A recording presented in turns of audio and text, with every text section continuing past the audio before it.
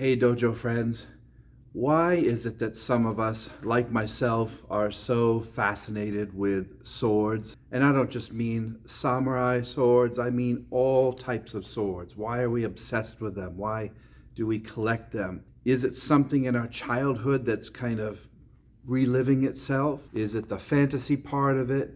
Is it that we want to be stronger and kind of heroic, and those who carry a sword are often heroes?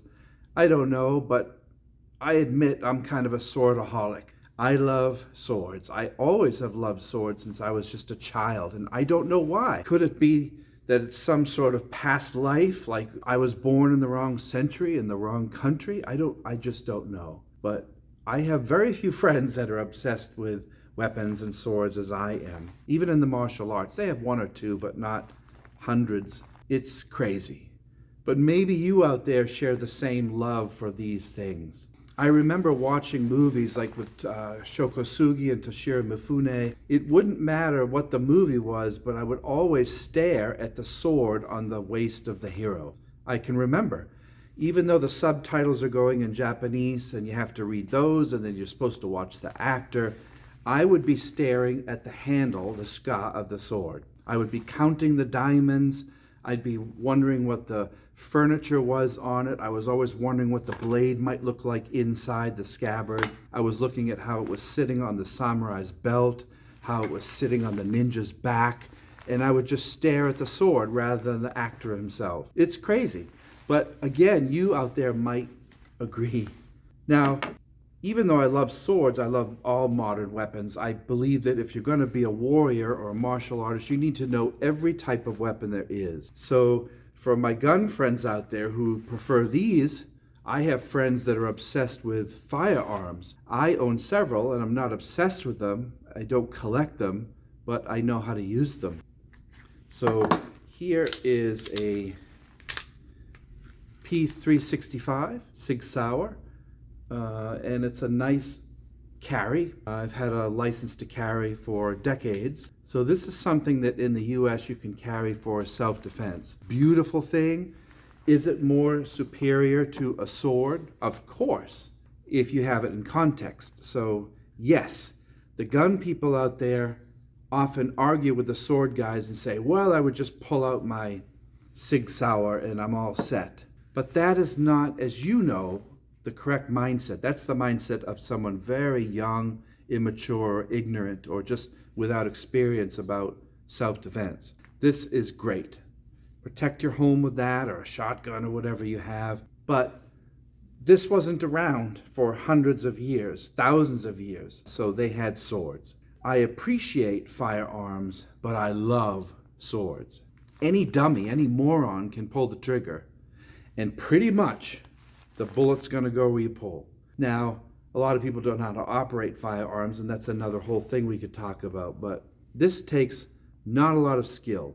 Yes, of course, I agree, you gun guys out there, we have to go to the range, we have to practice. Just like a sword, this is a diminishing skill. You might be aiming 20, 30 yards away and miss everything because you're not going to the range and practicing. So yes, you obviously have to practice with this, but this takes so much more skill to be able to use. How do I know? Well, I teach martial arts for 40-something years. I know that when I give someone a weapon like this, the second that I put it in their hand, how they hold it, tells me everything about what type of experience they have, if they know what they're talking about, or they just talk the talk but don't walk the walk. And I know if someone grabs a sword like this, they have no idea what they're doing. They've watched too many Michael Dudikoff movies, and they just don't understand swordsmanship. So the idea that this beautiful piece of steel here had to be used to defend yourself and your family or your clan, your school, your sensei, whatever it might be, this took skill. So therefore, I see this as a martial art weapon that you must practice with in order to get good at. This is a beautiful modern weapon, but this holds more sentimental value. The hero had to use swords for hundreds of years. Just think of all the different cultures that we learn by studying this beautiful weapon. And this is a katana here, But again, I love long swords. I love swords from Africa, swords from Scotland, anywhere, Spain, France, you name it. I love swords of all kinds because they have a symbol with them. Think of all the cultures that we learn about when we study the sword. The sword is appreciating our history, where we came from, all the warfare from these different countries that, again, didn't have firearms way before. And there's just something about the sword that it's an intimate weapon that you can practice with every single day. And there are hundreds of techniques and how to master timing and distancing. This takes effort. It takes movement. This just pulls your finger. That's it. You just pull your finger and you're done. Therefore, this doesn't even register as a heroic weapon to me. It's just a modern, convenient tool. This, on the other hand, the riddle of steel, if you've watched Conan, this is the thing that made cultures, that decided wars, that brought peace, believe it or not. Even though it's a weapon, it brought peace to many, many peoples over the centuries, all over the world. To take sand and form it into iron and forge it into steel and to heat temper it and to make it a beautiful work of art such as this and adorn it with all kinds of cultural things. I so love swords. Ever since I saw Shogun in 1980 or The Challenge in 1982, I just had an appreciation for this particular weapon. Now, all weapons are fun. All weapons are important to know, whether it's modern or old. It doesn't make any difference. I just love swords more than anything. Even though I carry that on me, you don't carry a sword on you. There's just something about it. And you agree, you out there, whether it's anime or perhaps, movies or books that you read, cartoons that you watched, you too are fascinated with this weapon. Why? I don't know. It's just something that's in us. It's never going to leave us. It's unbelievably fun to collect these and to talk about the different parts of the sword. And of course, using them in a class environment where we get to go with other like-minded people and use swords, how to defend yourself. You build awareness. You build distancing and timing skills. You build strength. It's good for your body. It's great for your mind. It teaches you how to meditate and follow the codes of Bushido, even though they're pretty new, the code of Bushido. It's a wonderful thing to practice. And yeah, we're not going to go out there and find someone with a sword, although there are tons of news stories, sadly, with people pulling out a sword. Chances are it's going to be one of these. And just learning how to practice with this teaches us how to sense danger and stay away from danger and to avoid fights. Even if you have to look weak, you walk away and you avoid conflict because you know that if you pull one of these out or one of these out, you're going to jail. Even if you're the hero or the good guy, you start to do one of these ninja things, you're going to jail. And you don't know if this other guy has one of these on him. And unless you're really close and that's stuck somewhere on his belt, he can't get at it, this will win. But if he can get at this, you're in big trouble. Big troubles. But I like to use long distance weapons, short distance weapons, handheld weapons, and of course, this weapon where you don't have anything, you have to know how to use your hands and feet if you're going to call yourself a martial artist or some sort of,